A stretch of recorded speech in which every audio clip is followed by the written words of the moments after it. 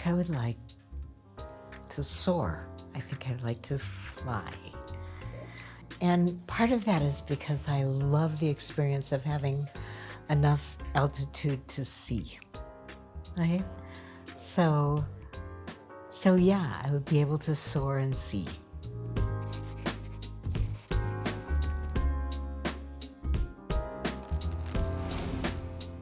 My name is Carla Rotering, and I am a well-seasoned physician for about 40 years. And I'm really in the process of bridging the space between the traditional practice of medicine into something new that is also healership, but modeled in a new fashion that has to do with coaching and teaching and connecting and supporting people in elevating the inner experience of their life so that it might reflect outwardly in a new and fresh way.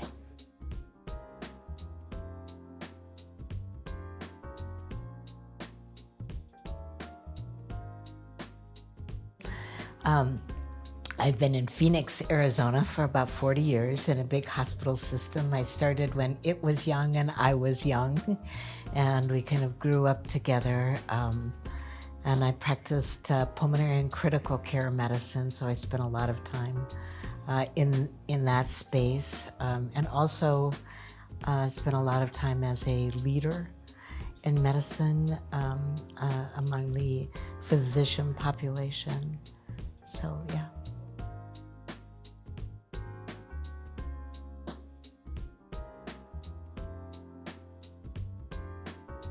Yeah. So part of my personal biography history is that I was the first child of very young and lovely parents who had no money, but lots and lots of love. And so when I was born, and for 6 years afterwards, my family was housed in an abandoned railroad car, in an abandoned boxcar that was set in the middle of a prairie where it's very cold and very windy. And I remember that my family would come and wrap tar paper around it and stack bales of hay so that the cold wind wouldn't blow through. We didn't have any running water, but it was filled with a sense of being cocooned in a space of warmth and love and tenderness and family, and that's where I spent the first 6 years of my life. So it was natural that I would then name a company that I developed Boxcar, because it's such a treasure in my history.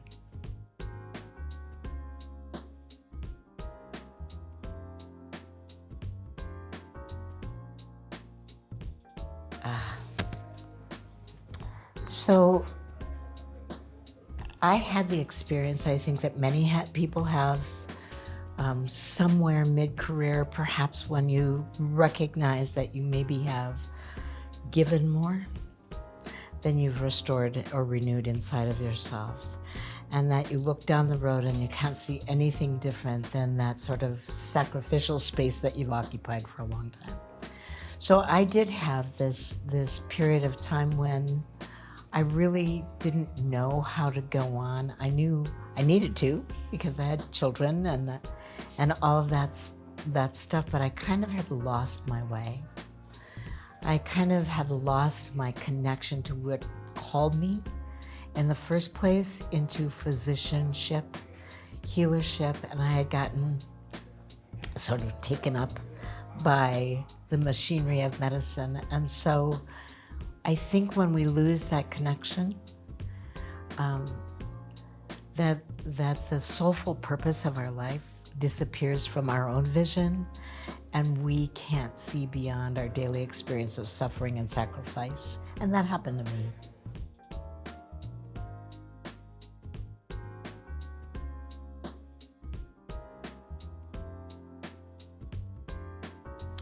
Well, I think that that's one of the greatest gifts that I experienced when I recognized that part of my can't see the light at the end of the tunnel experience was intensified by the way that I spoke to myself. We have somewhere around 120,000 thoughts a day.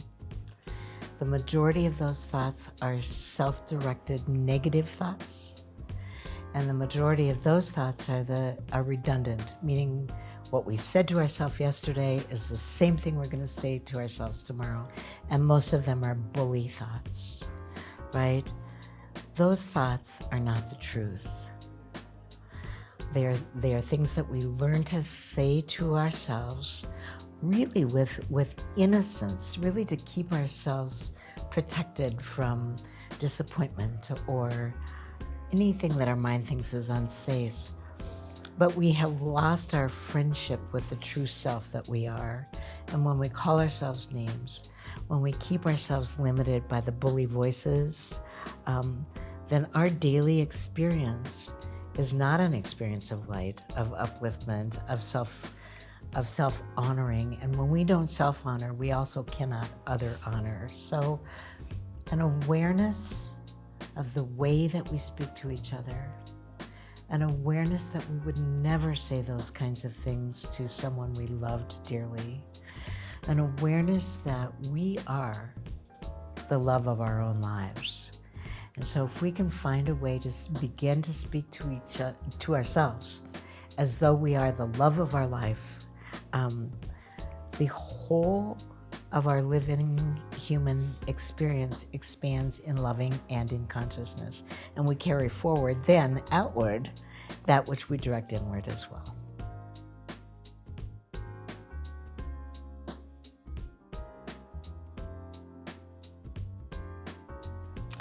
I don't know if we ever entirely reach the pinnacle of our full potential.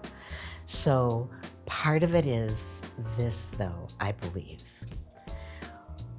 When we see that which we seek, right?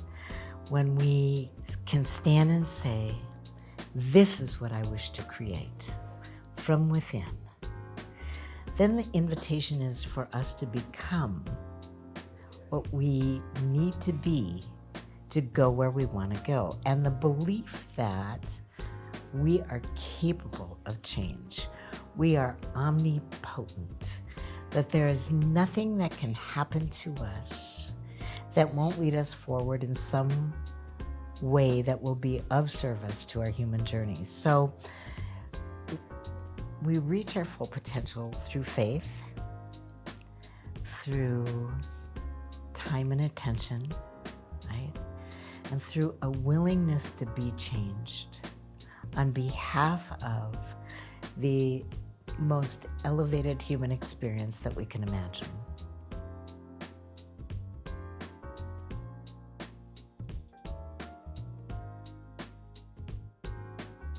So self-awareness is a discipline, right? It's a practice. It's a habit. So part of it is you start where you stand. You set an intention to be aware, right?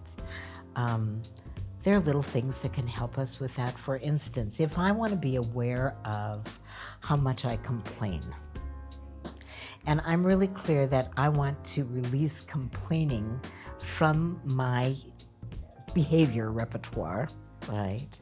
Then I can do small things like put a little band on my wrist, and when I notice that I'm complaining, I can snap the band or I can change wrists, and those little behaviors will begin to enlarge the time that we spend noticing, right? The things that we want to notice so that we can shift, so that we can transform, so that we can elevate. We can't change what we can't see, right? So the commitment to see begins in very small ways. And the more we do it, just like anything else, the more we do it.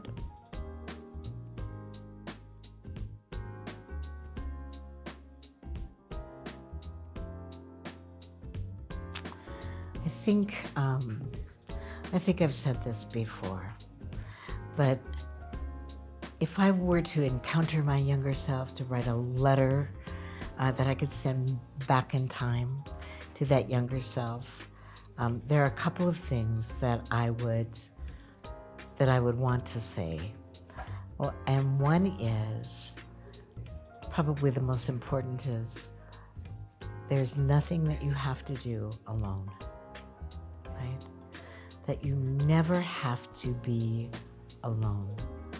And to surround yourself with people who carry you forward, who not only believe in you, but resonate in the same space at the same energy level as you.